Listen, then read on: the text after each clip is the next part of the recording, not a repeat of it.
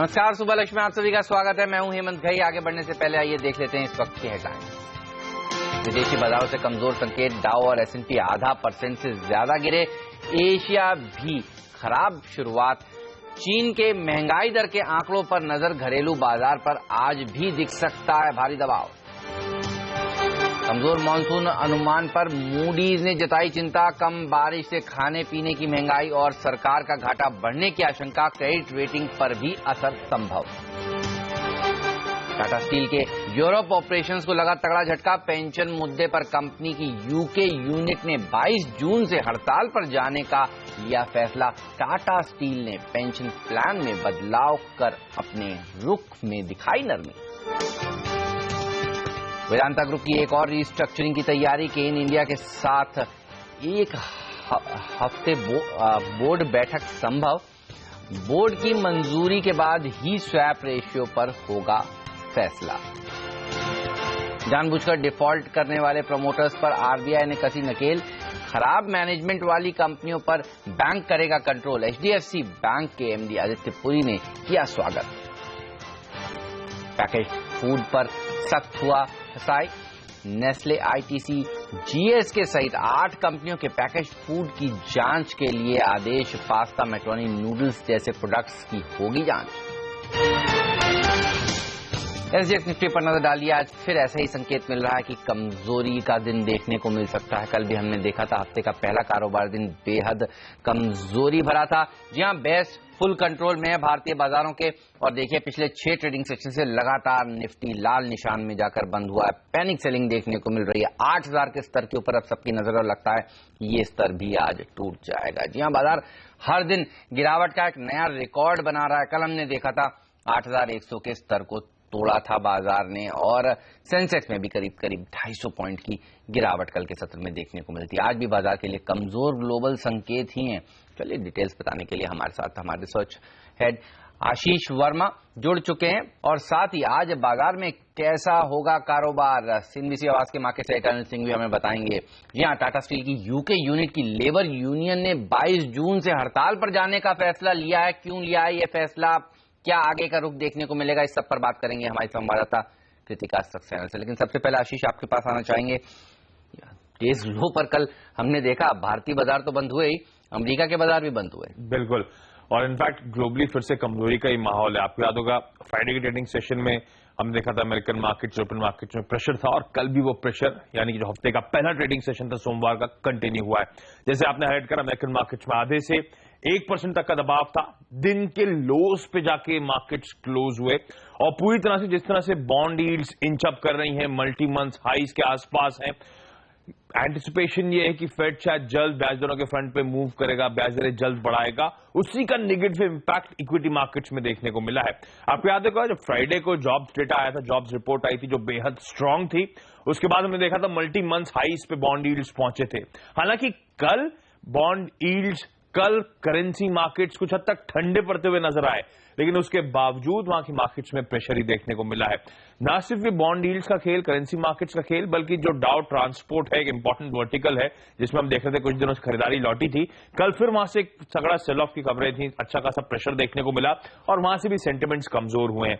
तो ना सिर्फ अमेरिकन मार्केट्स के टेक्निकल्स डिटोरिएट हो रहे हैं इस समय, कहना चाहिए इनफैक्ट वहां पे जो मॉनेटरी कंडीशंस हैं वो भी डिटोरिएट हो रही हैं, और वही इंपैक्ट कर रही हैं। यूरोपियन मार्केट्स तो तगड़ा प्रेशर झेल ही रहे हैं। फ्राइडे को हमने देखा था 1% के आसपास का दबाव था, सोमवार को सिमिलर पिक्चर रिपीट हुई। 1% के आसपास की कमजोरी के साथ यूरोपियन मार्केट्स क्लोज होते हुए नजर आए। जियोपॉलिटिकल कंसर्न्स, G7 की जो मीट चल रही है उसमें रशिया को लेकर जो विवाद चल रहे हैं, ग्रीस को लेकर जो कंसर्न्स बनी हुई हैं, ये सब वे कर रही थी यूरोपियन मार्केट्स में। लेकिन एशिया, क्योंकि कमजोर ग्लोबल क्यूज हमने पिकअप करे हैं, तो ऑब्वियसली थोड़े से कमजोरी के साथ कामकाज। लेकिन आज फोकस में चीन रहेगा। एक तो मई के इन्फ्लेशन के आंकड़े आने वाले हैं, और ध्यान रखें आज शाम को MSCI की बैठक होने वाली है, जहां पे अब तक MSCI इमर्जिंग मार्केट्स या MSCI तमाम इंडेक्सेस हैं, उसमें चाइना के सिर्फ H शेयर्स, यानी कि जो हांगकांग में लिस्टेड शेयर्स हैं, वही इंक्लूड किए जाते हैं।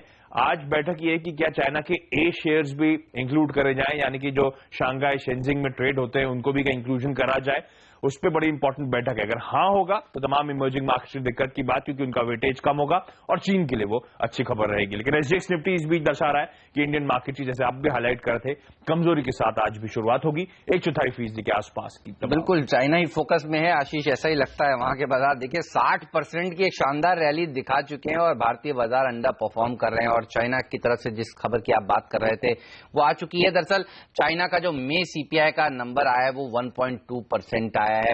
साल दर साल का ये नंबर है और अनुमान लगाया जा रहा था कि 1.3% सीपीआई का नंबर आएगा। सीपीआई वहां पर बढ़ेगी 1.3% से और अनुमान से थोड़ा सा ही कम 1.2% का उछाल वहां पर देखने को मिला है। चलिए सीएनबीसी आवाज के मार्केट साइट अनिल सिंह भी हमारे साथ जुड़ चुके हैं। हाय अनिल, बताइए क्या एक्सपेक्टेशंस हैं? आज भी एक और गिरावट भरा दिन देखने को मिल सकता है। कल भी हमने देखा 750 करोड़ रुपए की कैश मार्केट में एफआईआईस की तरफ से बिकवाली हो रही है। ये बिकवाली थमने का नाम नहीं ले रही। बिल्कुल, और कहीं किसी तरह से कोई पॉजिटिव संकेत तो है नहीं भारतीय बाजारों के लिए।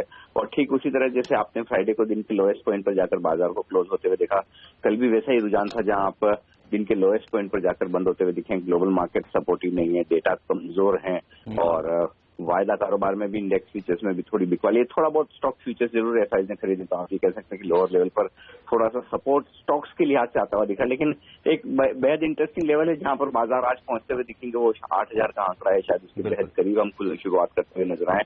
और वहां पर देखना होगा आज रियल टेस्ट होगा बाजार की स्ट्रेंथ का, इस लिहाज से क्योंकि पूरी सीरीज में और काफी लंबे समय से 8,000 के लेवल पर पुट में हाईएस्ट ओपन इंटरेस्ट बना हुआ है। लगभग 47-48 लाख शेयरों की ओपन पोजीशन वहां पर है। तो एक संभावना ये जरूर बनती है कि 8,000 के लेवल के आसपास काफी लोग अपनी शॉर्ट कवरिंग करने की कोशिश करें या फिर थोड़ी बहुत खरीदारी वहां पर होती हुई दिखे। अब बाजार में सपोर्ट के लिहाज से 7,950, 8,000 सपोर्ट जोन के तौर पर सामने आता हुआ दिख रहा है, जहां पर बाजार आज सपोर्ट लेने की कोशिश कर सकता है। ऊपरी स्तर पर पहले 8,100 जिसे पार करना मुश्किल होगा। कल काफी एग्रेसिव कॉल राइटिंग होती हुई नजर आई। 8,100 के पार निकले तो फिर तेजी के बारे में सोचिए, तब तक बाजार का ट्रेंड नीचे की तरफ ही है, इसमें कोई डाउट नहीं। बिल्कुल, और रुपया भी देखिए लगातार कमजोर हो रहा है। कल 64 पर जाकर हमने देखा, इसने समाप्ति दिखाई 33 पैसे गिरावट के साथ रुपए ने कल क्लोजिंग दी थी। चलिए ऐसे में अब आपको क्या रणनीति बनानी चाहिए निफ्टी में?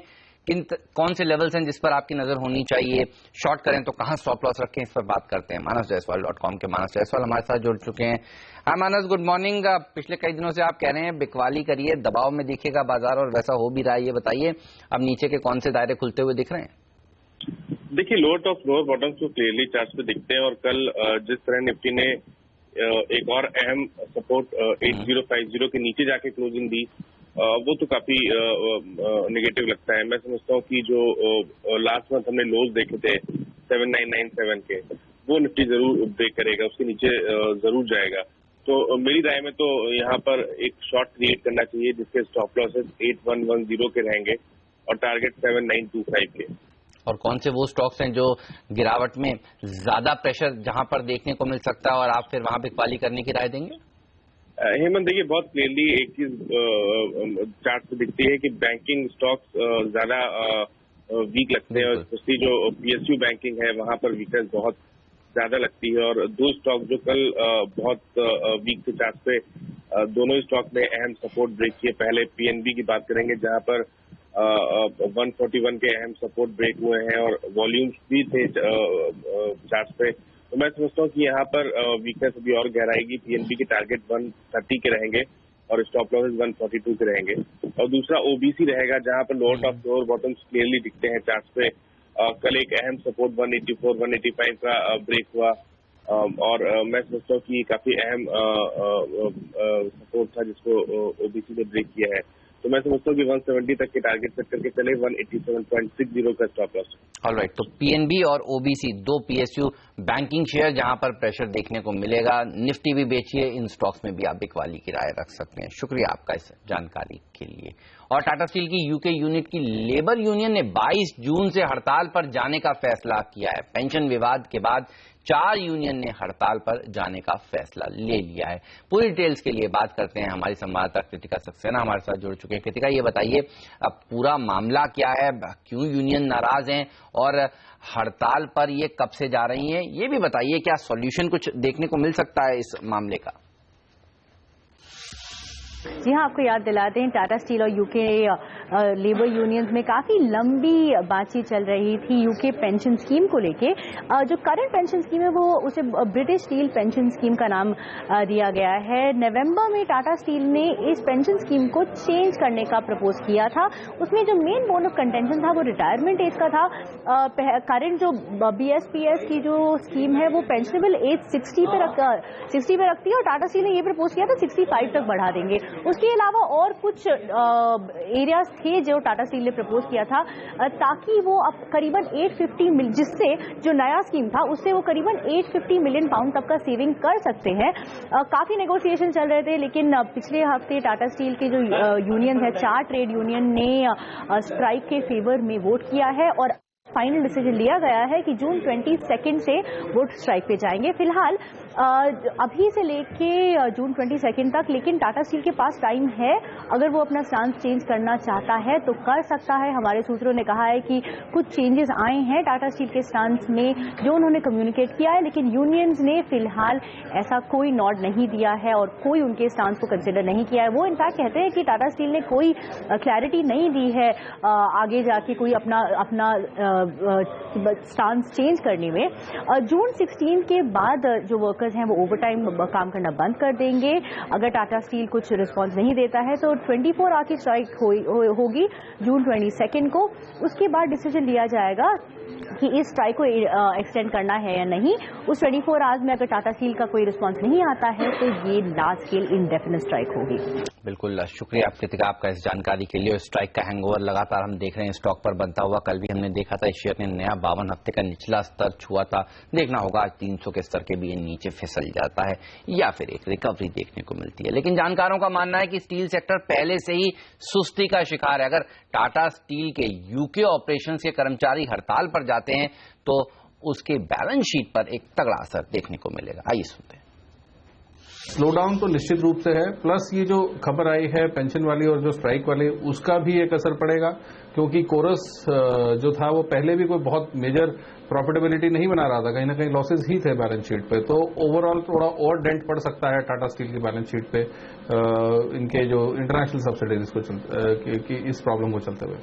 बिल्कुल, तो आज टाटा स्टील के शेयर पर आपकी नजर जरूर होनी चाहिए। इसके साथ साथ वेदांता ग्रुप की एक और रिस्ट्रक्चरिंग की तैयारी है। पूरी खबर बताएंगे आपको एक छोटे से ब्रेक के बाद। साथ ही ये भी बताएंगे कि वो कौन से शेयर हैं जिनमें खबरें हैं जहां पर आपकी नजर आज जरूर होनी चाहिए।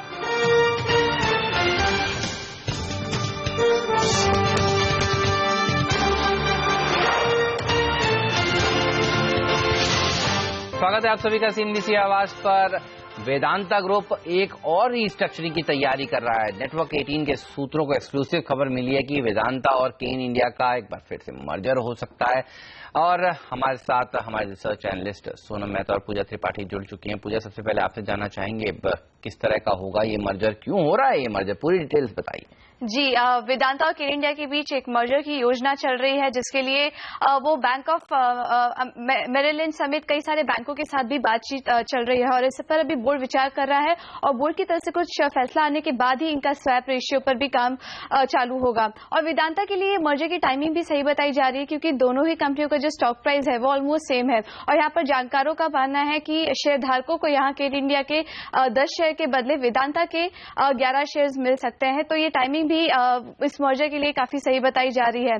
जो इस मर्जर की वजह बताई जा रही है वो ये कि वेदांता पर इस वक्त करीब 38,000 करोड़ रुपए का कर्ज है और अगर केन इंडिया के साथ ये मर्जर होता है तो केन इंडिया की जो कैश है उस पर एक्सेस हो जाएगा जिससे कि कंपनी को अपने कर्ज कम करने में मदद मिलेगी। यहाँ हम आपको बता दें कि केन इंडिया में वेदांता का इस वक्त करीब 59.9% स्टेक है और इस बार इस फाइनेंशियल ईयर एंड में केन इंडिया ने करीब 17,000 करोड़ के कैश बुक्स अपने बुक्स में रिकॉर्ड किए थे। तो ये जो कैश है केन इंडिया के बुक्स में उसको एक्सेस कर सकते हैं वेदांता, तो और कर्ज को कम करने में यहाँ पर वेदांता को मदद मिलेगी। जो बाकी सारी डिटेल्स है वो कंपनी की बोर्ड मीटिंग होने के बाद ही सामने आएंगी, लेकिन यहाँ माना जा रहा है कि मार्च 2016 तक ये प्रोसेस कंप्लीट होता हुआ नजर आएगा। बिल्कुल, और चर्चा है कि वीकेंड पर दरअसल केन इंडिया और वेदांता का बोर्ड मिल सकता है। और शेयर का भाव देखिए, जैसा कि अभी पूजा आपको बता भी रही थी, 180 रुपए के आसपास ये दोनों ही शेयर इस समय ट्रेड कर रहे हैं। कल भी हमने देखा था एक प्रेशर देखने को मिला था इन दोनों ही स्टॉक्स पर।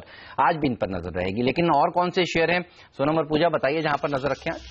बैंक्स के साथ शुरुआत करते हैं। इंडियन बैंक ने अपने बेस रेट को 30 बेसिस पॉइंट से घटा दिया है, अब ये 9.95% पे है। साथ ही अपने BPLR को भी 30 बेसिस पॉइंट से घटाकर 14.20% पर लेकर आया है। आंध्रा बैंक ने भी रिटेल और बल्क डिपॉजिट्स पर अपनी दरें 20 से 25 बेसिस पॉइंट से घटा दी है। इसके अलावा आज तमाम जेम्स एंड ज्वेलरी काउंटर्स भी फोकस में हो सकते हैं। यहाँ पर banks James and jewelleries company को लेके कड़े नियम लाने की योजना कर रही है, क्योंकि इस इंडस्ट्री के कुल 10,000 करोड़ रुपए बैंक ने राइट ऑफ किए थे। तो कुछ कड़े नियम यहाँ पर बैंकों की तरफ से घोषणा की जा सकती है।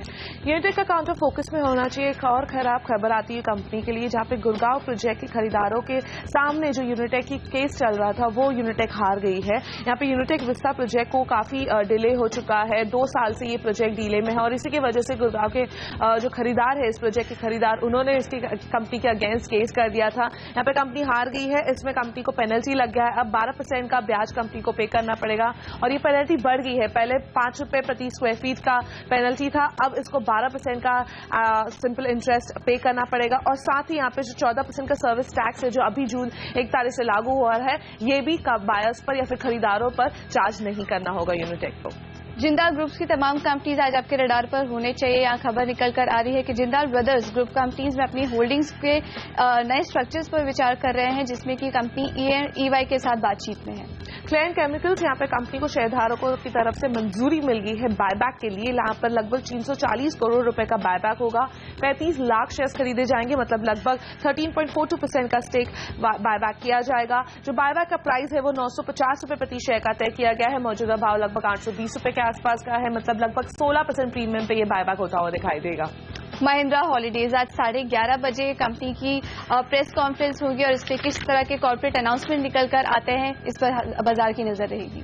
और आखिर में कुछ काउंटर्स है जो रोलिंग सेगमेंट से T2T सेगमेंट में शामिल हो रहे हैं, मतलब आप इन काउंटर्स में ट्रेड नहीं कर पाएंगे। अगर आज खरीदते हैं तो आज इसको बेच नहीं पाएंगे। इनमें एमटेक इंडिया, जेन टेक्नोलॉजीज और यूनिप्लाई इंडस्ट्रीज शामिल है। ऑलराइट, चलिए, तो ये तमाम शेयर हैं जहां पर आपकी नजर आज जरूर होनी चाहिए। शुक्रिया आप दोनों का इस जानकारी के लिए। और बैड लोन्स यानी डूबने वाले कर्ज को लेकर रिजर्व बैंक ऑफ इंडिया ने बैंकों को ज्यादा अधिकार देने का फैसला कर लिया है। RBI ने बैंकों को सशक्त बनाते हुए उन्हें अनुमति दी है कि अगर प्रमोटर्स कर्ज की इंस्टॉलमेंट चुकाने में डिफॉल्ट करते हैं तो वो कंपनी के कर्ज को इक्विटी में बदल सकते हैं। HDFC बैंक के MD और CEO आदित्य पुरी ने नेटवर्क 18 से एक्सक्लूसिव बातचीत में RBI की योजना का स्वागत करते हुए कहा कि इससे प्रमोटर्स को सबक मिलेगा। I think more than bankers taking control, a lot of the promoters will realize they're going to lose their company. And it's not going to be that they carry on with their equity. Their equity is going to go. And I think that will bring a lot of sense in some of the promoters. And I think it's a very good measure. And I think everybody who has to smell the coffee should do so now. I would say you probably get another 25 basis cut before December. So that's a very major step. Have the seeding of Aadhaar accounts grown exponentially? I think yes. Have we got the mines functioning? Yes. Have some of the projects gone? Yes. Do some projects can a little more be done? I would say yes. But have some of the power projects and have we sorted out the auction issues? I would say yes. I'm very convinced on the rail plan that expenditure will come in. Will the government start spending? I think they've started spending in April, and I would recommend that they spend a little more because everybody said the same thing, that a bit of government expenditure and public sector coming in with projects will change the sentiment. I would say come 3rd or 4th quarter of this year, you would see a far more optimistic scenario. Right, चलिए, वक्त फिलहाल एक छोटे से break का। Break के बाद आपको बताएंगे कमोडिटी और करेंसी बाजार को आपको किस तरह से ट्रेड करना चाहिए। आप बने रहिए CNBC आवाज के साथ।